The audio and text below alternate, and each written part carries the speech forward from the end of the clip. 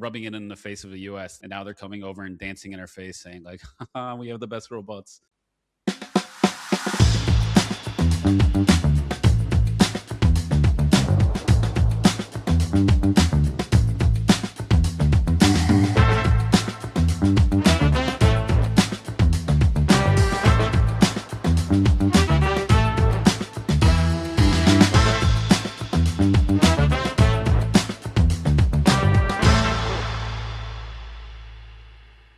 We have some fun robotics updates. Unitree Robotics apparently performed on the America's Got Talent Season 21 premiere this past week.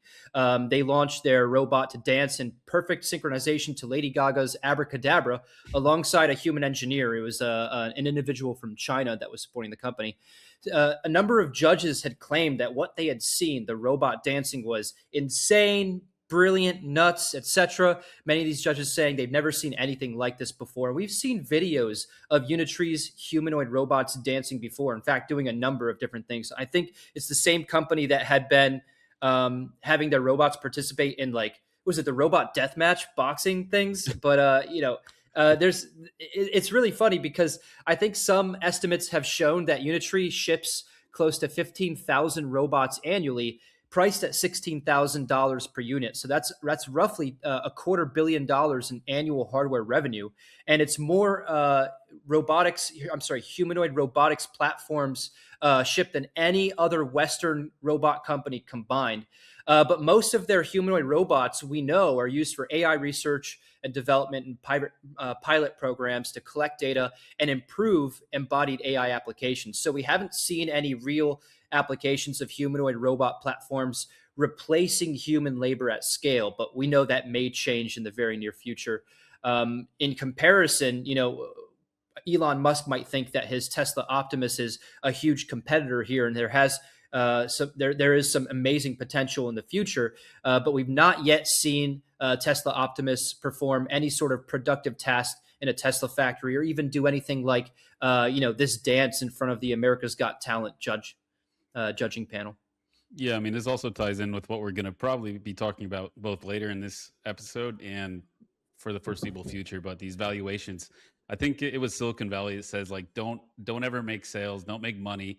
You want like these arbitrary random valuations like that. Your stock is the product, and I think a lot of these companies are acting like that. Like, yeah, it's all speculation. Like, the theoretical promise of robotics is better than the actual thing. But in China, they're doing things a little bit differently. And you're right. Like, we've been seeing these videos for a while. We're tech nerds. We follow these stories closely. But I think the real story here is, like, America's Got Talent is just the most mainstream normie audience you could possibly hope to get.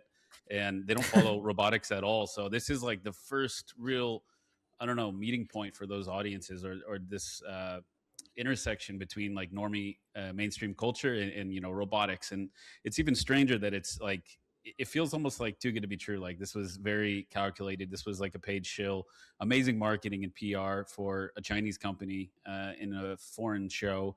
And now a lot of people are going to be introduced to the fact that robots are here, and they are coming very soon. And yeah, I think it's kind of funny that, like, I wanted to make a joke that they're already taking our jobs, including dancing jobs and entertaining jobs and fighter jobs. But it is also like an extra rubbing it in the face of the U.S. that this summit that happened a few weeks ago, where we were trying to secure rare earth minerals for American robotics companies, and it didn't go well. And now they're coming over and dancing in our face saying like, we have the best robots. Good luck with this. It's true. Yeah, it's very true. They are way ahead in the humanoid robotics race. I mean, it's a good point. Yeah, absolutely. We've been talking a lot about robotaxis lately, and we did mention, I think, in the fundraising segment before, that Uber was getting in on the action too. So Uber is now officially testing robotaxis in Munich, in Germany, with Nvidia alongside them. It is the first serious autonomous vehicle pilot in a major European city. And anybody that's been to the US and to Europe knows that city layouts are quite a bit different. Cities in Europe are a lot older, a lot harder to navigate, let's say. But Uber is launching this autonomous vehicle testing in Munich through Autobrains, an Israeli AI startup running on Nvidia's Drive Hyperion platform, confirmed June 1st. So Munich is material harder than US test markets like Phoenix or Houston or San Francisco.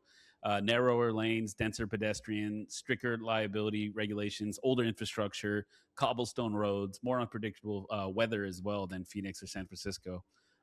So Uber sold its internal self-driving unit years ago.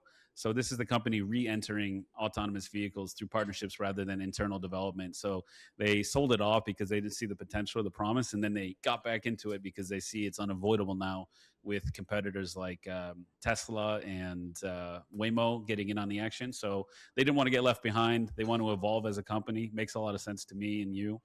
NVIDIA's Drive Hyperion, extending from data center training into vehicle edge inference, continues the same pattern playing out in humanoid robots and consumer devices. So interesting that NVIDIA seemingly partnered with everybody. They have their finger in every pie, so to speak. Yeah. They're trying to position themselves as the agentic infrastructure, Hey, it's your friend Mello from Arcanum Ventures. If you got any value out of this video whatsoever, we want to hear about it. Leave us a comment in the comment section. We look forward each and every week to reading those, and maybe give us a subscribe too, because we put out new content all the time, 4 or 5 videos a week. So maybe check one out now. Take it easy.